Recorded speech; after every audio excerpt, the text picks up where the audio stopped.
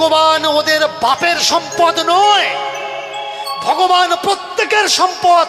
দুঃখীরও ভগবান, গরিবেরও ভগবান, কাঙালিরও ভগবান, অতীতেরও ভগবান, ব্যতীতেরও ভগবান, ব্যতিক্রমীরও ভগবান। যার যার ভগবান সে সে পূজা করবে, যার যার ভগবান সে সে প্রার্থনা করবে।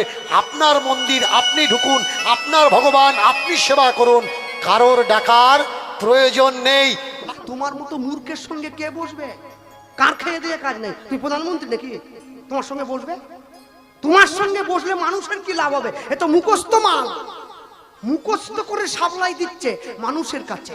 মনে রাখবেন, যারা সাধু সঙ্গ সর্বশাস্ত্রে কয়, লব মাত্র সাধু সঙ্গ কৃষ্ণ ভক্তি প্রেম হয়।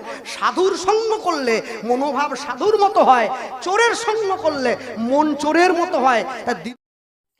মিথ্যার পিছনে ছুটে ছুটে জীবনটা গেল বৃথায়, শুধু গ্লানি ভরা মন আর কুসংস্কার ভরা জীবন।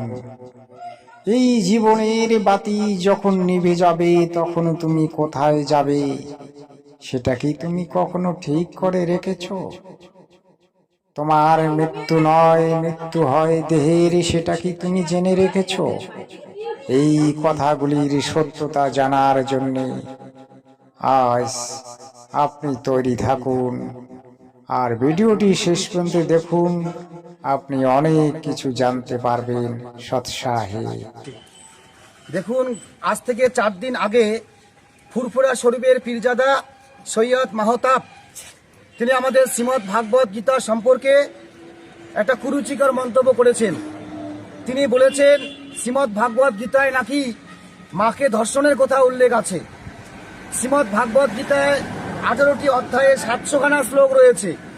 কোনো শ্লোকে এরকম কোথাও কোনো এরকম বর্ণনা নেই।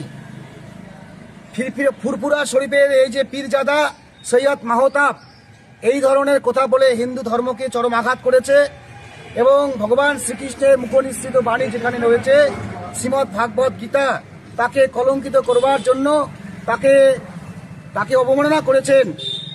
আমরা মনে করি তার এই কথার মধ্য দিয়ে গোটা হিন্দু সমাজকে আঘাত করা হয়েছে, চরম আঘাতপ্রাপ্ত হয়েছে হিন্দু সমাজ। তার এই মন্তব্যের কারণে সাম্প্রদায়িক সম্প্রীতি বিনষ্ট হচ্ছে, চারিদিকে নানা ধরনের অপ্রীতিকর ঘটনা ঘটতে পারে। এই জন্য আমরা প্রশাসনের দ্বারস্থ হলাম, মেকলিগঞ্জ থানায় এসে পীরজাদা সৈয়দ মাহতাবের বিরুদ্ধে একটি এফআইআর দায়ের করলাম। আমরা প্রশাসনকে আবেদন জানাচ্ছি অতি সত্বর ওই পীরজাদা সৈয়দ মাহতাবকে গ্রেপ্তার করে আমাদের দেশের শান্তি শৃঙ্খলা যাতে বজায় থাকে তার চেষ্টা করুন। আপনার নাম? আমার নাম ভক্ত রায়, মেকলিগঞ্জ হিন্দু সামাজিক মেকলিগঞ্জ হিন্দু সমাজের পক্ষ থেকে আমি এফআইআর দায়ের করলাম।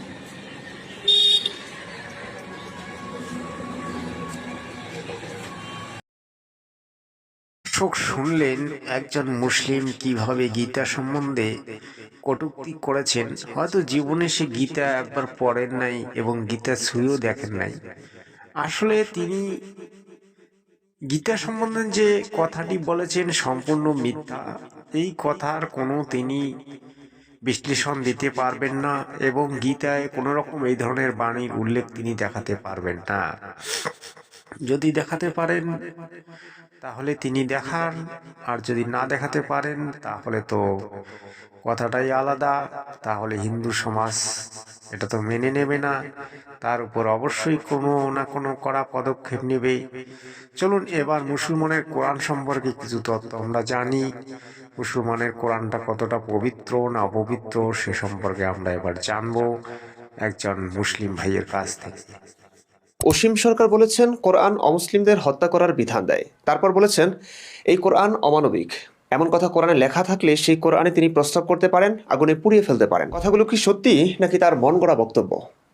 চলুন সরাসরি কোরআন হাদিস তাফসীর থেকে দেখি তার কথার সত্যতা। অতঃপর যখন নিষিদ্ধ মাসগুলো অতিবাহিত হয়ে যাবে তখন তোমরা মুশরিকদেরকে যেখানেই পাও হত্যা করো এবং তাদেরকে পাকড়াও করো, তাদেরকে অবরোধ করো এবং তাদের জন্য প্রতিটি ঘাঁটিতে বসে থাকো।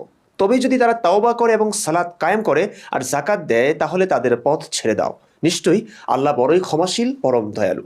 এই আয়াতে মুশরিকদের যেখানে পাও হত্যা করো, পাকড়াও করো, অবরোধ করো এবং তাদের জন্য প্রতিটি ঘাঁটিতে বসে থাকো বলা হয়েছে। মুশরিক মানে আল্লাহর সাথে যারা শিরক করে। আয়াতটি অবতীর্ণ হয়েছে আরবের মুশরিকদের ব্যাপারে, যারা পৌত্তলিক ছিল, মূর্তি পূজা করত। কোনো একটি ঘটনাকে কেন্দ্র করে কোনো আয়াত নাজিল হলেও এই আয়াতের অধীনে সর্বযুগের সকল মুশরিকই প্রযোজ্য। এটাই ইসলামের শিক্ষা। সেই হিসাবে আয়াতটি যে কোনো মুশরিকের ব্যাপারই ইসলামের একটি অকাট্য বিধান। বর্তমানে সারা বিশ্বের সকল হিন্দু, বৌদ্ধ সকলেই এই আয়াতের বিধানের আওতাভুক্ত। মানে ইসলাম অনুযায়ী তাদের বিধান মৃত্যুদণ্ডই। তার মানে অসীম সরকার যা বলেছেন তা 100% সত্য। তার কাছে এই বিধান অমানবিক মনে হয়েছে, তাই তিনি বলেছেন যে ধর্মগ্রন্থে এমন বিধান থাকতে পারে সেই ধর্মগ্রন্থে আমি প্রস্তাব করতে পারি বা পুড়িয়ে ফেলতে পারি। অবশ্য অসীম সরকারের এই বক্তব্যে মুসলিমরা ফুঁসে উঠেছেন। তারা দাবি করছেন এই বিধান কোরআনে নেই এবং হত্যার বিধান কোরআনে থাকতেই পারে না। যারা এমন বলছেন তাদেরকে আমরা এক্স মুসলিম জগতে স্বাগত জানাই, কারণ তাদের ঈমান নেই। ইসলাম মতে কোরআনের যে কোনো একটি আয়াতকে অস্বীকার করলে তাদের ঈমান থাকে না, তারা ইসলাম থেকে বের হয়ে যায়। আপনি অনেক কিছু জানতে পারবেন সৎ সাহেব। কারা? আমরা সেই ভারতীয়, আমরা যেমন ভক্তি করে মানুষকে খাওয়াতে পারি। হিন্দিতে একটা মুহাবরা আছে, दूध मांगोगे तो खीर देंगे, दूध मांगोगे तो खीर देंगे, पर कश्मीर मांगोगे तो আমাদের কাছে এসে খাওয়ার জন্য চাইবে তো নিজের খাবারটাও উজাড় করে দেব। কিন্তু আমাদের ঘরে এসে কোনো ছেলেকে সাধু বানানোর চেষ্টা করবে তো তোমাদের ঘর আগুন লাগিয়ে ছেড়ে দেব।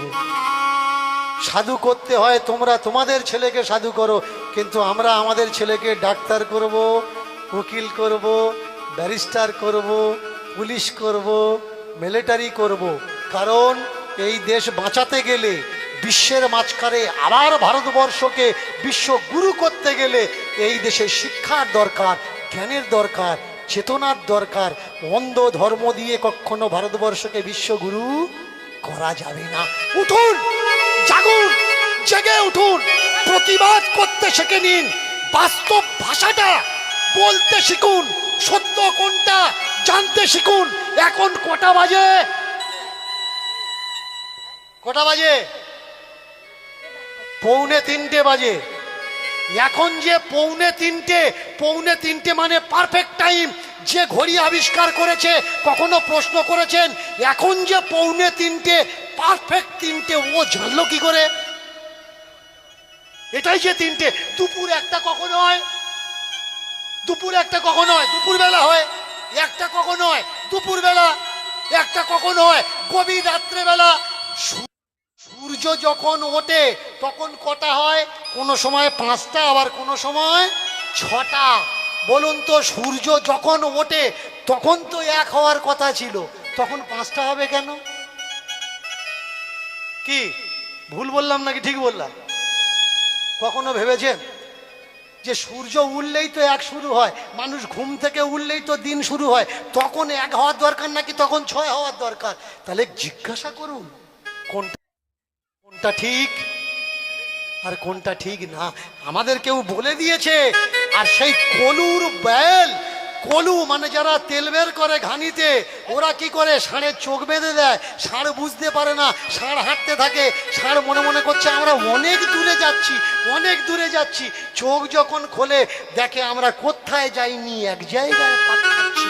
তোমরা যারা জায়গা জমি বেচে বৈকুণ্ঠে যাওয়ার জন্যে এই ব্রাহ্মণ বৈষ্ণবদের দান দিয়ে দিচ্ছ, কখনো ভেবেছ তোমরা বৈকুণ্ঠে যাবে না? চোখ বাঁধা তোমাদের, অজ্ঞানের চোখ, কাপড় দিয়ে তোমাদের চোখ বেঁধে রেখেছে। যেদিন দীনকৃষ্ণ ঠাকুরের কথা শুনে এই অজ্ঞানের কাপড়টা খুলবে, দেখবে তোমার বাপ ঠাকুর দ্বারা যে জায়গায় পাক খাচ্ছিল তোমরাও ঠিক সেই জায়গায় পাক খাচ্ছ। কেউ বৈকুণ্ঠে যায়নি। সকলে আমরা ঘুরে ঘুরে শুধু তেল বের করছি আর মনে করছি ভগবান খুশি হবে। কি মায়েরা, সমাজে দাঁড়িয়ে কোনটা ভুল কোনটা ঠিক প্রতিবাদ করা যাবে তো? যে সাধু তার পায়ে নিজে কেন পুরো গ্রামের মানুষ মাথা লোটান, কিন্তু যে সাধু নয়, আঙুল দেখিয়ে বলে দাও সাধু সাবধান, তুমি আমার সনাতন ধর্মকে নষ্ট করার চেষ্টা করো না, তাহলে সনাতন ধর্মের মানুষ আমরা তোমাকে ছাড়বো না। যে প্রকৃত ব্রাহ্মণ, ন্যায়শাস্ত্র নীতিশাস্ত্র অনুপাতে ব্রাহ্মণ যাকে বলে, প্রকৃত অর্থে আক্ষরিক অর্থে ব্রাহ্মণ নয়, প্রকৃত জ্ঞানের জ্ঞানী যিনি, সেই ব্রাহ্মণকে দেখতে পেলে নিজে কেন পুরো ফ্যামিলি সমেত মাথা নুইয়ে দাও। জ্ঞানী স্বদেশে পূজ্যতে রাজা বিদ্যান সর্বত্র পূজ্যতে। ব্রাহ্মণ কাকে বলা হয়? যে জ্ঞানী হয়, যে পণ্ডিত হয়, যার পৈতা আছে ও ব্রাহ্মণ নয়, ওকে দ্বিজ বলা হয়, কিন্তু ও ব্রাহ্মণ নয়। ব্রাহ্মণকে যে জ্ঞানের অধীশ্বর, ব্রহ্মকে যিনি আয়ত্ত করেছেন, যিনি ব্রহ্মে বিরাজ করেন, এমন মানুষ দেখতে পেলে করো জোর করে মাথা লুটিয়ে দাও। কিন্তু যে ব্রাহ্মণ নয়, অথচ মোড়ের মাথায় ডিম ভাজা দিয়ে সব খাচ্ছে, ডিম ভাজা চপ কেমন, অথচ আপনার বাড়িতে পূজা করতে এসে বলছে আমরা কারোর বাড়িতে। এদেরকে আঙুল দেখিয়ে বলো ব্রাহ্মণ সাবধান, প্রকৃত অর্থে ব্রাহ্মণ হতে পারলে হও, তা না হলে মানুষ হও। আমার সনাতন ধর্মকে নোংরা করার অধিকার তোমার কেউ দেয়নি।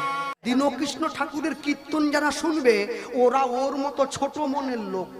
ও কৃষ্ণকে অসুর বলেছে, কৃষ্ণ নাকি অসুর, তাহলে ওর নাম দীনকৃষ্ণ। দিন মানে ছোট, কৃষ্ণ মানে অসুর, ওটা ছোট অসুর। কৃষ্ণ বড় অসুর, ওটা ছোট অসুর। আর ওর কীর্তন যারা শুনছে তারাও অসুর, আর যারা ওকে বায়না করে নিয়ে গেছে তারা অসুরদের রাজা। বলে আমরা পূজা ডেকে আনছি। হ্যাঁ, মনে রাখবে, কীর্তন কমিটি যারা, আমি ইউটিউবের মাধ্যমে কথাটা এভাবেই বলবো, একটা কমিটি আছে সস্তার প্রচারের জন্য, সস্তার প্রচার পাওয়ার জন্য আপনারা এইভাবে ধর্মকে নষ্ট হতে দেবেন না। আপনার যদি ক্ষমতা থাকে, আপনি ইউটিউবের মাধ্যমে দাঁড়িয়ে প্রচার করতে পারেন। নবীজি 14টা বিয়ে করেছিলেন, নিজের পুত্রবধূকে পর্যন্ত বিয়ে করেছেন। যে কারণেই করুক, প্রচার করুক। তো মুসলমান ধর্মে এই কথাটা প্রচার করলে গুলি করে দেবে, রাস্তায় দাঁড় করিয়ে তোমাকে। তুমি হিন্দু বাড়িতে জন্মেছ, হিন্দু ঘরে খাচ্ছ, তুমি সমাজ জাগরণ করছো। সত্য সন্ধানী দীনকৃষ্ণ ঠাকুর সমাজকে জাগানোর জন্য বাবা কীর্তনাসন নয়। আমি আপনাকে সম্মান দিয়ে বলবো, সমাজ জাগানোর জন্য একটা দল করুন। আপনি আমাদের বলবেন যে বইটা আপনি পড়েছেন, 42টা কালী, 48টা লক্ষ্মী, 43টা শিব, ওই বইটা বলুন আমাদের, আমরা কিনে পড়ি, এগুলো সব আগুন দিয়ে পুড়িয়ে দেবো। যাক, ভাগবত টাগবত সব মিথ্যে, গীতা ফিতা সব মিথ্যে, ও সব পুড়িয়ে দেবো। আপনি আমাদের বলবেন যে বইটা, আমরা সেটা কিনে পড়ব। মনে রাখবেন, ধর্মীয় বিশ্বাস, ধর্মীয় আবেগ, সেখানে অনেক ভুল ত্রুটি আছে, সেটা আমিও জানি। কিন্তু কারো ধর্মীয় আবেগে আঘাত দেওয়ার অধিকার তো আপনার নেই, আছে কি? কারো ধর্মীয় আবেগে আপনি আঘাত দিতে পারেন না। আমার যে ধর্ম ভালো লেগেছে আমি পালন করছি, আপনার যে ধর্ম ভালো লেগেছে আপনি পালন করছেন। কিছুদিন আগে বিখ্যাত একটা উক্তি ছিল, ধর্ম যার যার।